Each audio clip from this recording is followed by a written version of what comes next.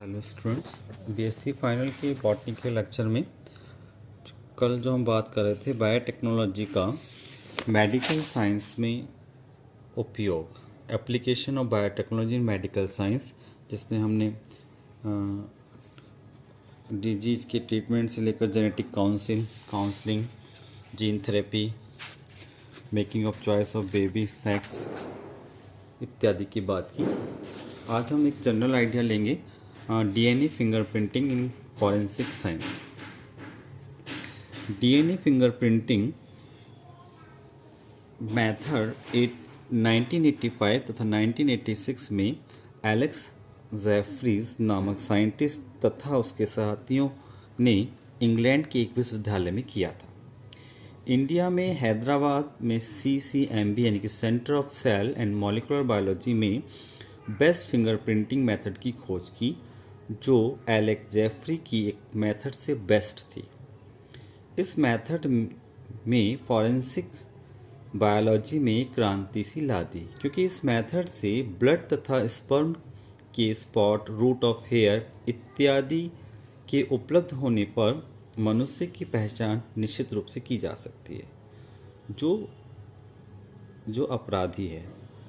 इस मेथड में blood, sperm तथा रूट हेयर से डीएनए को अलग कर लिया जाता है, जिसके द्वारा व्यक्ति विशेष की पहचान की जा सकती है, जिसकी सेल से यह डीएनए प्राप्त किया गया था, और विवादित मुद्दों को डीएनए फिंगरप्रिंटिंग के द्वारा सुलझाने का कार्य पिछले 10 वर्षों से डॉक्टर लालजी सिंह के नेतृत्व में किया जा रहा है। इस समय यह हैदराबाद में प्रेजेंट CCMB के निदेशक के रूप में कार्यरत हैं। इस प्रकार एक जनरल बात की, डीएनए फिंगरप्रिंटिंग को फॉरेंसिक साइंस में बायोटेक्नोलॉजी का उपयोग कर सकते हैं, जिससे हम किसी भी अपराधी को पहचान सकते हैं, उसके डीएनए को पहचाना जा सकता है। हमारे पास जब सैंपल यदि अवेलेबल हो तो इसे डीएनए फिंगरप्रिंटिंग के अंतर्गत रखा जाता है। तो इस प्रकार हमने बात की है मेडिकल बायोटेक्नोलॉजी की। इसके बाद नेक्स्ट टॉपिक पे हम बात करेंगे इन्वायरमेंटल बायोटेक्नोलॉजी। जैसे मेडिकल बायोटेक्नोलॉजी था, इसी प्रकार इन्वायरमेंटल बायोटेक्नोलॉजी यानी कि बायोटेक्नोलॉजी के एप्लीकेशंस की सीरीज़ में दूसरा जो टॉपिक बनता है वो बनता है इन्वायरमेंटल बायोटेक्नोलॉजी। इंडस्ट्रियलाइजेशन तथा आवासीकरण की तेज गति के कारण स्वच्छ पर्यावरण व नेचुरल वेल्थ के लिए खतरा बना हुआ है।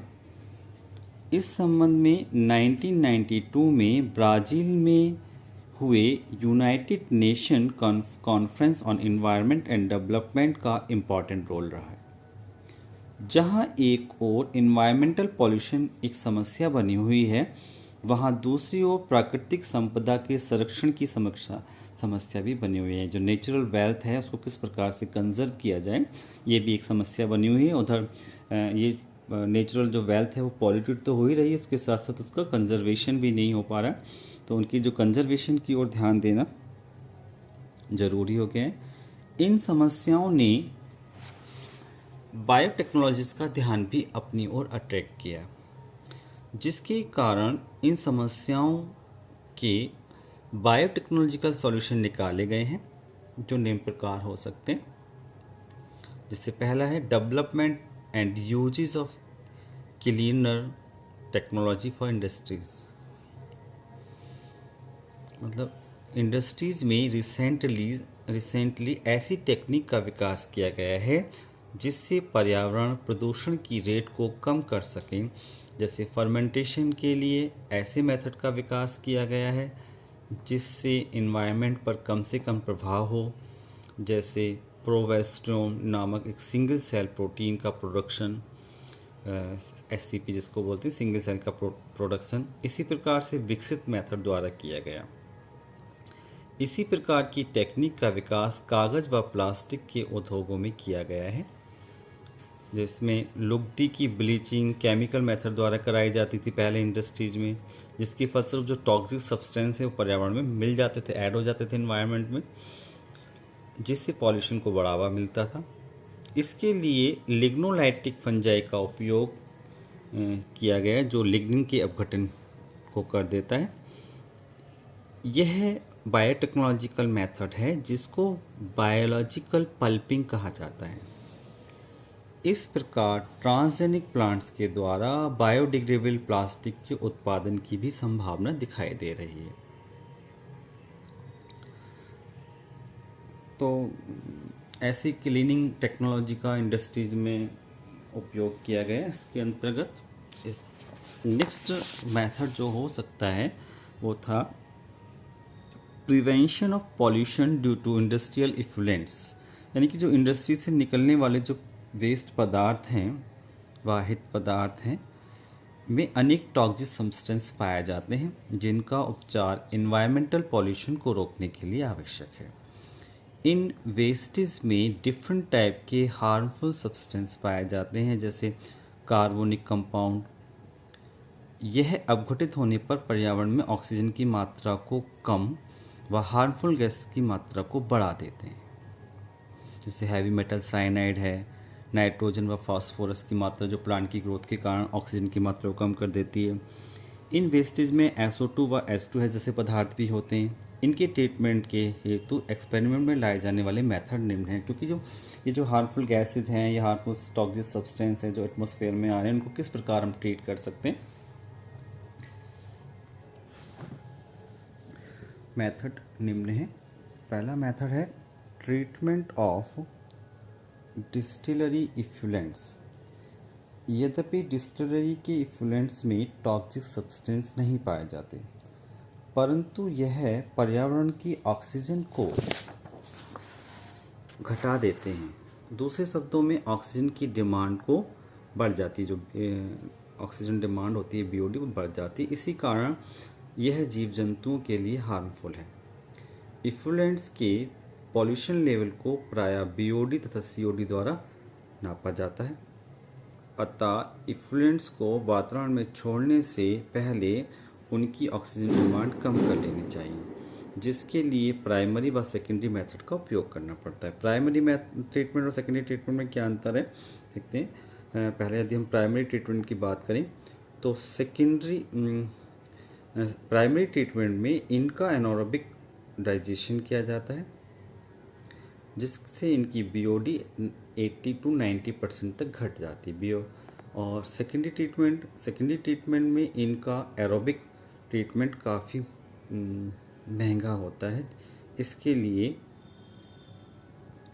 बायोटेक्नोलॉजिकल मेथड का विकास हो रहा है। इसमें बायोमिथेनेशन एक प्रमुख उपचार है, जिससे उत्पन्न मीथेन को फ्यूल के रूप में यूज किया जाता है। जो मीथेन गैस, जो गोबर गैस जो बनाई जाती है, उसको हम कहते हैं, इसका उपयोग हम फ्यूल के रूप में कर सकते हैं। इसको इस प्रकार से रिप्रेजेंट किया गया। मोलेसिस को wash with 7 to 8% alcohol. Effluents जो हैं 40,000 से 50,000 ppm BOD वाले थे। इनको कहते हैं anaerobic lagoons, aerobic cross digester. Biomethanation किया। Concentration of the incineration effluents 5,000 से 10,000 BOD रहा। एरोबिक सेकेंडरी ट्रीटमेंट दिया, इफ्लुएंट 500 ppm रह गया। फिर डाइल्यूशन किया विद वाटर के साथ, फिर discharge water stream on land. इस प्रकार दूसरा मेथड जो है कंसंट्रेशन ऑफ इफ्लुएंट्स 1,000 से 2,000 ppm BOD रहा। एरोबिक सेकेंडरी ट्रीटमेंट दिया, इफ्लुएंट्स 500 ppm रह गया। इसको फिर कहते हैं डिस्चार्ज टू वाटर स्ट्रीम और लैंड। तो किसी भी पानी में या उसको लैंड पर छोड़ा जा सकता है। अब आता है aerobic treatment of waste water. Waste water से वेस्ट वाटर सोर्सेज जैसे नदी है, तालाब है इत्यादि में कार्बोनिया व अकार्बनिक सब्सटेंस की वृद्धि से यूट्रिफिकेशन की स्थिति बन जाती है। यूट्रिफिकेशन का मतलब होता है कि ज़्यादा नरिशमेंट होने से वहाँ पर एल्गी की ग्रोथ ज़्यादा हो जाती है, जिससे माइक्रोब्स एंड प्लांट की ग्रोथ ज़्यादा होती है और पानी में घुली हुई ऑक्सीजन की मात्रा कम हो जाती है। वो पूरे वाटर के सरफेस को एक तरीके से घेर लेते हैं, जिसके फलस्वरूप पानी में रहने वाले जंतु की मृत्यु हो जाती है और वहाँ का जो फ्लोरा फाउना है वो डिस्टर्ब होता है, वहाँ का जो वाटर इकोसिस्टम वो डिस्टर्ब हो जाता है। इसलिए वेस्टेज को नदी में डालने से पहले उसको ट्रीटमेंट कर लेना चाहिए। और बायोटेक्नोलॉजी लेवल पर न्यू मेथड का विकास हुआ है, जिसके अंतर्गत सीवेज का इनोकुलेशन ऐसे स्पेसिफिक माइक्रोब से कराया जाता है, मतलब कि ऐसा माइक्रोब वहाँ पर डाल दिया जाता है जो इसको ट्रीट कर देता है। इस माइक्रोब को स्टार्टर कल्चर की संज्ञा दी गई है। ऐसे अगला मेथड यूज करेंगे methane production anaerobic treatment. Sewage व अन्य ऑर्गेनिक सब्सटेंस ऑर्गेनिक जो वेस्टेज के एनारोबिक ऑक्सीडेशन से मीथेन गैस का प्रोडक्शन होता है। इस CH4 का उपयोग फ्यूल के रूप में किया जाता है। सेप्टिक टैंक में इस टाइप का एनारोबिक ट्रीटमेंट यूरोप के देशों से चला आ रहा है। इस प्रोसेस में मीथोजेनिक बैक्टीरिया का उपयोग किया जाता है जो इस मीथेन को यूज कर लेते हैं, मतलब मीथेन का यूज करके अपनी ग्रोथ करते हैं। अगला मेथड हो सकता है degradation of xenobiotic and toxic wastage. अनेक नॉन बायोलॉजिकल सिस्टम से उत्पन्न वेस्टेज जो पर्यावरण को प्रदूषित करते हैं जीनोबायोटिक्स कहलाते हैं। अनेक जीनोबायोटिक्स नॉन बायोडिग्रेडेबल होने के कारण परसिस्टेंट होते हैं और पर्यावरण के लिए समस्या बने हुए हैं। यह निम्न 6 ग्रुप के होते हैं, जैसे पहला है हेलोकार्बन्स, क्लोरीन, ब्रोमीन, आयोडीन और फ्लोरीन नामक जो हेलोकार्बन्स होते हैं। इनमें से एक या एक से अधिक H के स्थान पर पाए जाते हैं, जैसे क्लोरोफॉर्म, DDT, BSC इत्यादि। पॉलीक्लोरेटेड डाइफिनाइल होता है, सिस्टेमिक सिंथेटिक पॉलीमर इसके अंतर्गत आते हैं। एल्काइल बेंजाइल सल्फोनेट इसके अंतर्गत आते हैं। मिनरल सॉइल मिक्सचर, पेस्टिसाइड इसके अंतर्गत आते हैं। इनसे निम्न संकट उत्पन्न होते हैं। यह टॉक्सिक विभिन्न स्किन डिजीज को कॉज करते हैं और रिप्रोडक्शन की रेट को घटाते हैं। कुछ हेलोकार्बन्स कैंसर कॉजिंग भी होते हैं। एनवायरनमेंट द्वारा बॉडी में एंटर करने के बाद इनका कंसंट्रेशन बढ़ जाता है, जिसे बायोमैग्निफिकेशन कहते हैं। परसिस्टेंट होने के कारण समय के साथ इनका कंसंट्रेशन बढ़ता जाता है। तो ये इनके जो साइड इफ़ेक्ट थे, इनसे जो संकट उत्पन्न हो सकते हैं, उसके बारे में हमने बात की।